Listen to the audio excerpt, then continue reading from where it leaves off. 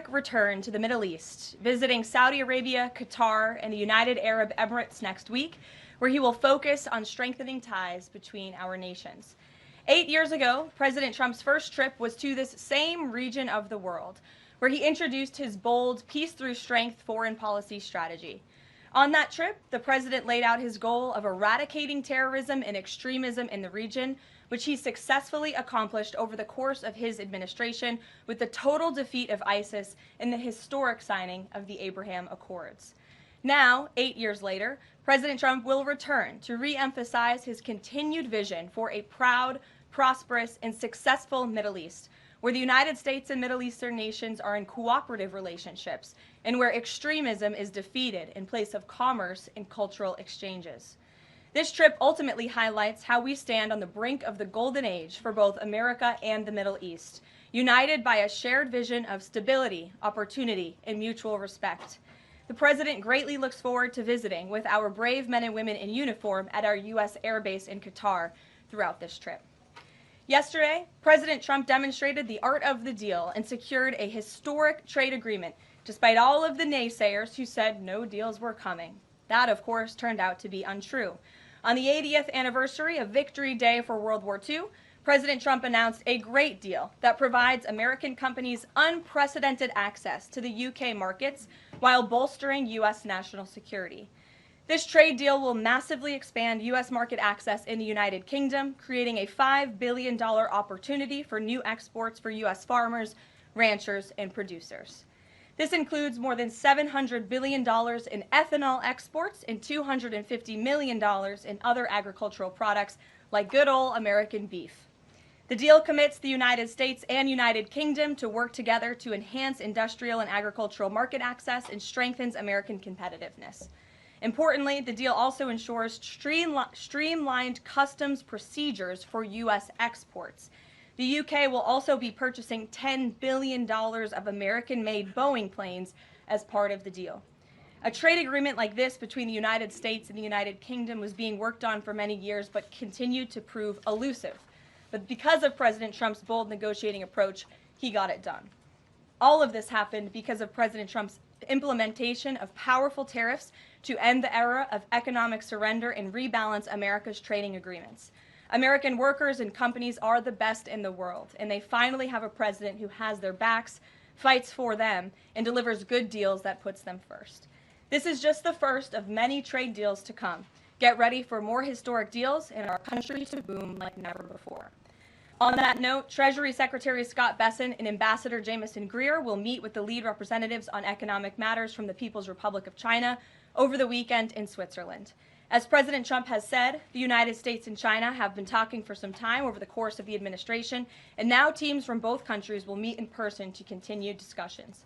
You can be certain that President Trump and his trade team will ensure we work to achieve the best deal possible for America. In other news, the Trump administration just announced a new incentive for illegal aliens living in the United States to self-deport. Eligible illegal aliens who now use the CBP Home app to self-deport will receive a clear, safe way to leave the United States.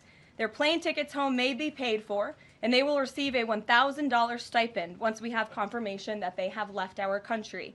This new feature will allow illegal aliens to have a planned departure out of the country and to leave as soon as possible in a dignified way. If illegal aliens make the right decision here and submit their intent to depart through the CBP Home app and pass extensive vetting, they will be temporarily deprioritized for ICE detention and enforcement action before their scheduled departure. And leaving voluntarily in this matter may improve their legal immigration options in the future. This initiative will also save massive amounts of money for American taxpayers. Voluntary departures are much more cost-effective than traditional removals. By deploying the CBP Home app in this new way, President Trump is aiming to reduce the need for costly arrests, detentions, and court proceedings. Currently, the average cost of traditional removal is more than $17,000 per illegal alien. Our projections estimate that the use of the CBP Home app will massively reduce that financial burden by approximately 70%, so taxpayer dollars can be redirected and our brave immigration law enforcement officers can focus on removing the most violent illegal aliens hiding in our communities. Finally, it was announced this morning that First Lady Melania Trump secured a $25 million investment in President Trump's budget to provide housing and support for youth transitioning out of foster care. And in recognition of the 7th anniversary of Mrs. Trump's Be Best initiative, the U.S. Department of Housing and Urban Development allocated funds toward the agency Foster Youth to Independence program. Yesterday, Mrs. Trump hosted a special celebration of military mothers with the president, bringing together 150 military moms from around the country to recognize their service, not just in their home, but for our country. For those of you who were there at the events yesterday like I did, I have no doubt you will join me in recognizing how truly special those moments were.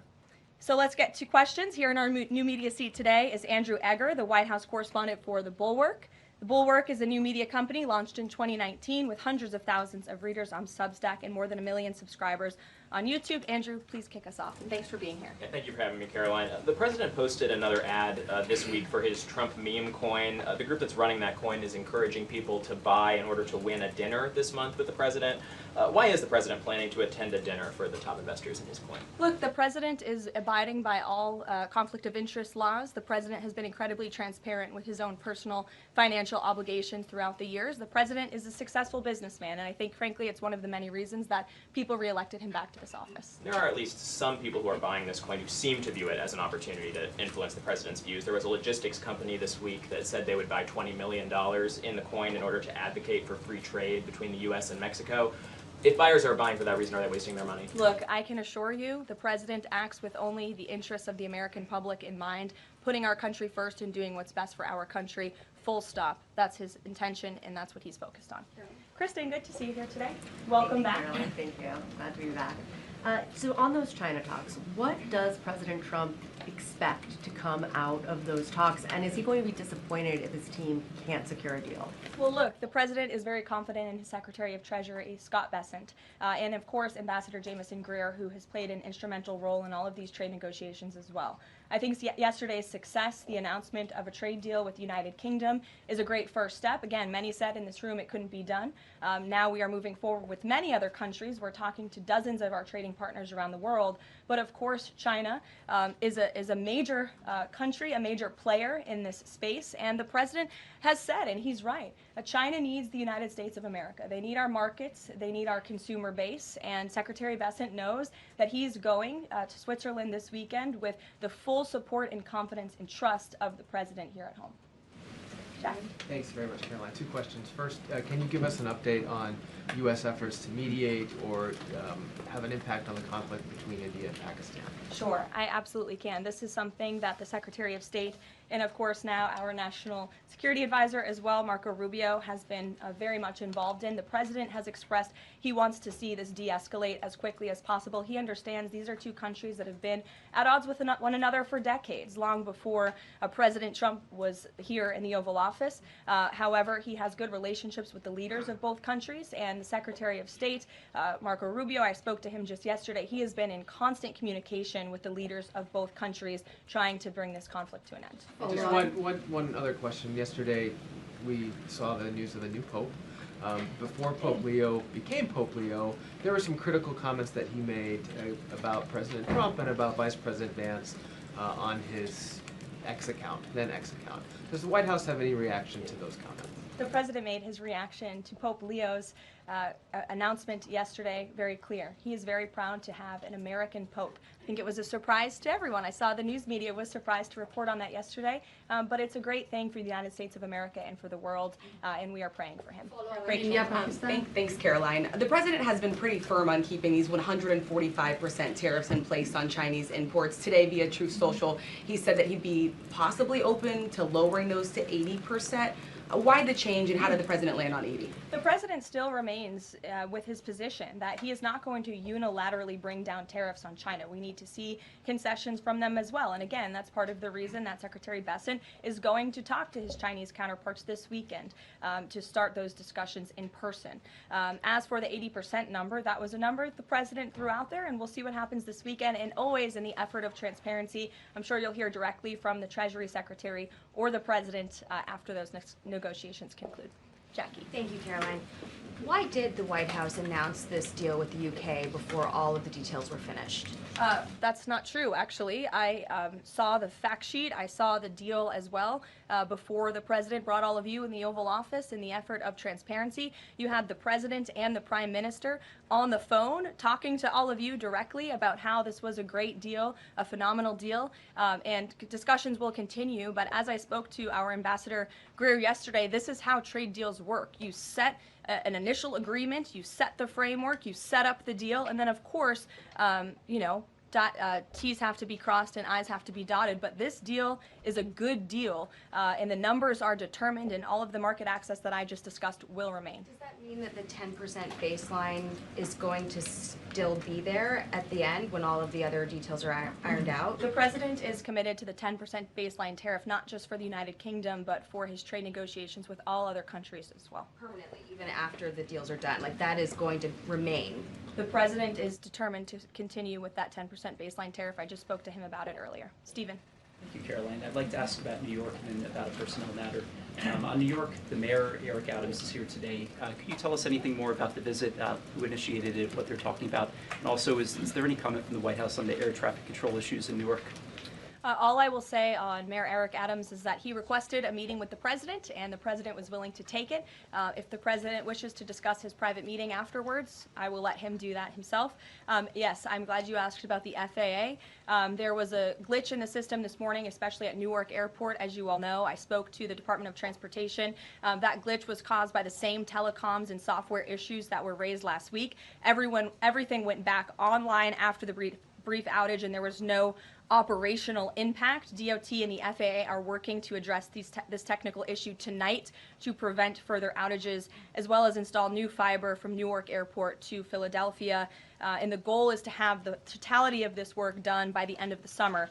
I want to add that this outage at Newark Airport speaks to why the Secretary of Transportation yesterday made a massive announcement in investing in our aviation safety and our telecom system. There's a 4-part infrastructure plan that was released by the Secretary of Transportation yesterday to improve communication, surveillance, automation, and their facilities. They want to replace the antiquated telecom systems with new fiber, wireless, and satellite technologies, replace more than 600 radars, which have gone way past their life cycle, and address runway safety. They want to build 6 new air traffic control centers for the first time since the 1960s and replace towers as well. They want to implement new modern hardware and software for all traffic facilities to create a common platform system throughout the towers. These are much needed changes. This is a very bold plan by the Department of Transportation. I think it's unfortunate that the previous administration sat on their hands and did nothing, but how grateful we are that we have a Department of Transportation and a secretary and a president who's willing to take bold action and change. The personnel matter, Caroline, could I ask? Thanks, Caroline. Just going back to India, Pakistan, can we expect President Trump to get in touch personally with the leaders of those countries to try and de-escalate this situation? If and when that happens, we will certainly let you know. Natalie. Thanks, Caroline. Sure. I have a question about the Middle East trip. Will any of the president's family members, like including Don Jr., Eric, or Jared Kushner, be joining him on the trip? I am not tracking any of the president's family members joining us at this time, but of course the first family is welcome to come. I hope they would. They're great people, great to be around, but I'm not tracking them on the manifest. And given that you noted he is a successful businessman, do you know if the president has any plans to meet with any of the folks involved with any of the family businesses over there, or see any of the sites that are going to be Not to my knowledge, and let me just get to the premise of your question that both of you have raised. I think it's frankly ridiculous that anyone in this room would even suggest that President Trump is doing anything for his own benefit. He left a life of luxury and a life of running a very successful real estate empire for public service, not just once, but twice. And again, the American public reelected him back to this White House because they trust he acts in the best interest of our country and putting the American public first. This is a president who has actually lost money for being president of the United States. I don't remember these same type of questions being asked of my predecessor about a career politician who was clearly profiting off of this office. That is not what President Trump does, and this White House holds ourselves to the highest of ethical standards. Phil. Thank you. There's this Reuters report that the U.S. is in talks with Israel about an American-led post-war administration in Gaza. Is that accurate? Are these talks ongoing? We are in constant communication and dialogue with our counterparts and our allies and friends in Israel. Ron Dermer was here at the White House yesterday meeting with members of President Trump's team. As for the situation in Gaza, the president and his entire national security team have made it very clear we want to see the hostages released from Gaza. That is a priority for this administration. As for what that looks like, and even moving beyond that, I'm not going to get into the details of plans that frankly may or may not have even been proposed, but I can emphasize what the president holds closest in his heart right now, and that's the release of all of the hostages in Gaza. And then there's been some conservative pushback to some of these salt tax, the salt tax cap. For instance, Majority Leader Steve Scalise said that bringing back the state and local tax deduction would essentially mean, quote, 45 states are subsidizing 5 states that have very high taxes imposed by leftist governors. Is he wrong? Is it fair to ask red Indiana to bail out blue New York? Well, look, this is an ongoing discussion on the Hill. There's a lot of disagreement on Capitol Hill right now about the SALT tax proposal, and we will let them work it out. As for the tax provisions in the reconciliation bill, the priorities of this president, he has made them incredibly clear. No tax on tips for our hardworking service workers, no tax on Social Security for our well-deserving seniors who have worked their whole lives to pay into this system, no tax on overtime for hardworking Americans as well, and there's a plethora of other priorities the president wants to see in this bill. Anyone who opposes this bill will be opposing the largest tax cut in American history. They will be voting to raise taxes by the tune of $4 trillion on the middle class of this country, and we look forward to holding them accountable for that. Everyone on Capitol Hill on both sides of the aisle should be supportive of the president's tax priorities. Follow up on that? Go ahead. Sure. Go ahead, and then I'll go to your follow-up. Thanks, Caroline. I want to follow up on the Truth Social post. So the president's saying 80% tariffs could come down. Just an announcement would be enough to lower those tariffs. Is that what he's looking for from the Chinese concessions? Well, that's not what the president said. He said that an 80% number may sound good to him, but again, he's in constant contact with our Secretary of Treasury, who will be leading these negotiations this weekend. And historically, the Chinese have made the meeting itself a win. What does a win look like out of these meetings for the president this weekend? A good deal for the American worker and the American people. Go ahead. Thanks, Caroline. Yeah, back to the reconciliation bill. Can you just clarify the president's position, though, a little bit specifically on the tax issue? Because in his Truth Social post, he said this morning that he would accept even a tiny tax increase for the rich, but then says Republicans probably shouldn't do it, but I'm okay if they do it. So what is it that he wants? Does he want them to increase the tax rates? The president wants tax cuts, the largest tax cuts in history. He wants to extend his historic tax cuts from 2017, and he wants to see all of the other tax priorities that I just laid out for you included in this bill as well. As for the policy proposal you're talking about, the president has said he himself personally would not mind paying a little bit more to help the poor and the middle class and the working class in this country. I think, frankly, that's a very honorable position. But again, these negotiations are ongoing on Capitol Hill, and the president will weigh in when he feels necessary. Encourage them to have a higher bracket for top earners? The president has made his personal position on this matter clear. Michael. The president's in constant communication with leaders on the Hill. Ahead of the president's trip to the Middle East, he's mentioned he wants to rename the Persian Gulf the Gulf of Arabia. Iran is now saying that doing so will bring the wrath of all Iranians. Can you talk about the support that the Gulf of Arabia has in the region and why this is important to the president? Well, first of all, the president has said he hasn't made a determination yet. That was in the news that you guys all asked him about it, and he said he wasn't quite sure. So he hasn't made a definitive decision on that yet. And secondly, Caroline, the president has shown support for South African refugees that are coming to the United States next week. Can you talk about what these refugees are fleeing and why this is a priority for the administration? Well, the president has actually signed an executive order on that matter. My office can get it back to you, Michael. But this group in South Africa has faced racial persecution. In fact, the government there has vowed to take away their farmland that they own. And so the president has talked significantly about this. As for further details on refugee claims and asylum claims, I would defer you to the State Department. Can I follow up on that? Go ahead. No, in front of you. Thanks, sorry. Sure. Thanks, Caroline. The Does the administration have any response to the news today that a federal judge has ordered the immediate release of Ramesa Ozturk from detention, and particularly his comments that the government submitted no evidence other than an op-ed that Ozturk wrote last year?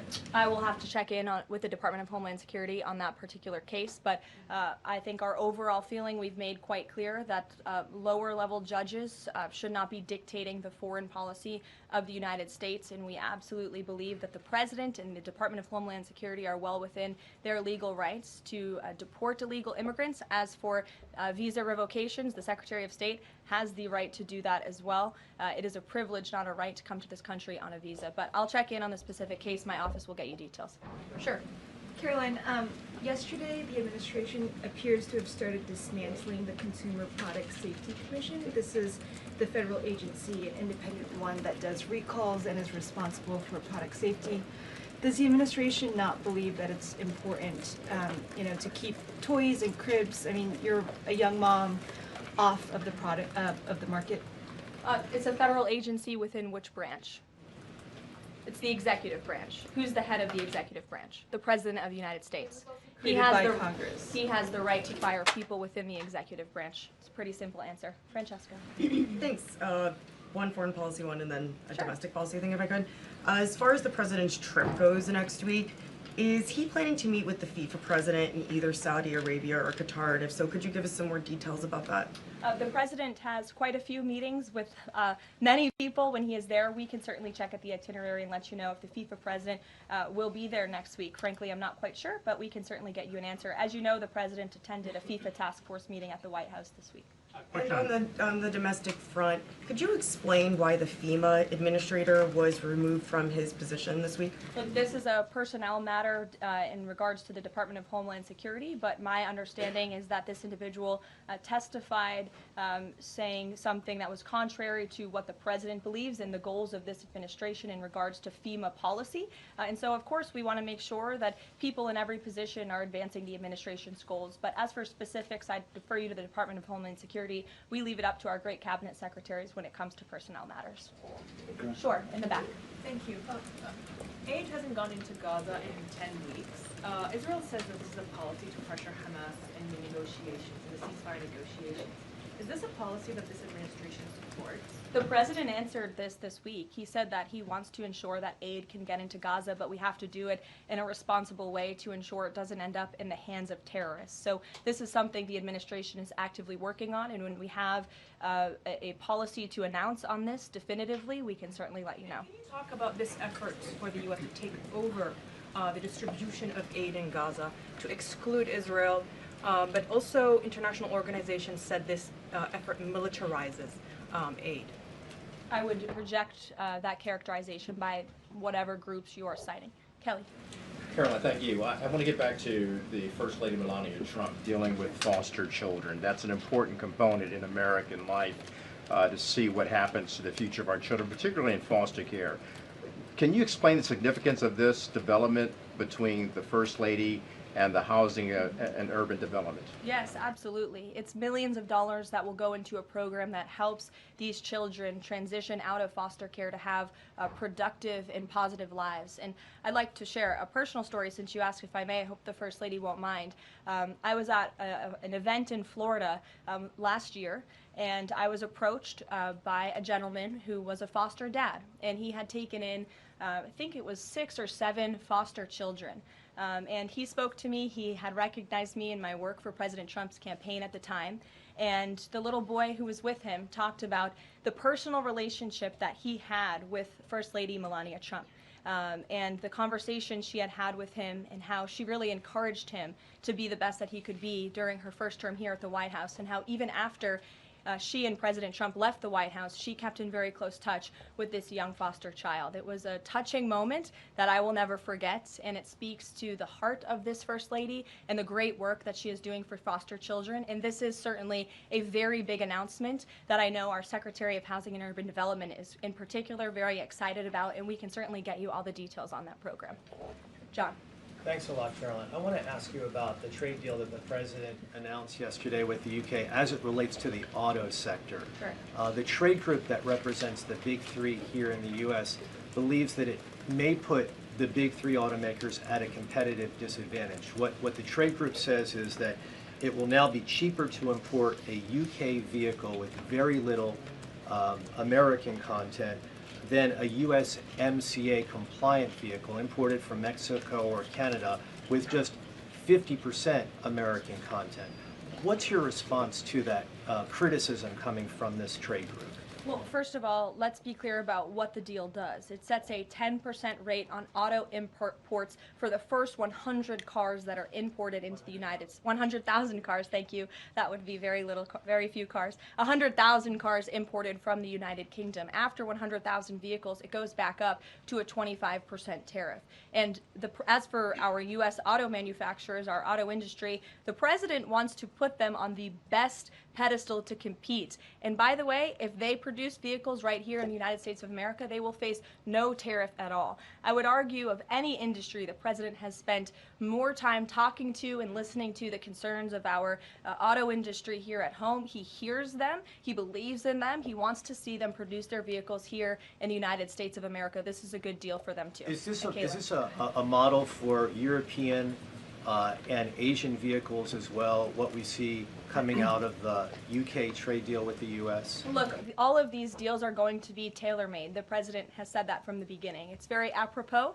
that the first trade deal was announced between the United States and the United Kingdom, one of our oldest and greatest allies, but each country has unique concerns and challenges in terms of American industry. We need to open up markets in every single country, and obviously the needs are unique, so our trade team is looking at each country and the advantages that we can pursue for American industries and American workers.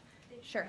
Happy early Mother's Day. Oh, thank you. The president said yesterday that he would be speaking with Zelensky shortly. Did that call happen yesterday, or do we expect that to happen in the near term? The call happened yesterday. President Zelensky called the president to tell him that the critical minerals deal had passed the parliament in Ukraine. I talked to the president about that call. He said it was very good and productive, and of course the critical minerals deal is great for Ukraine, but also of course for the United States of America and our taxpayers here.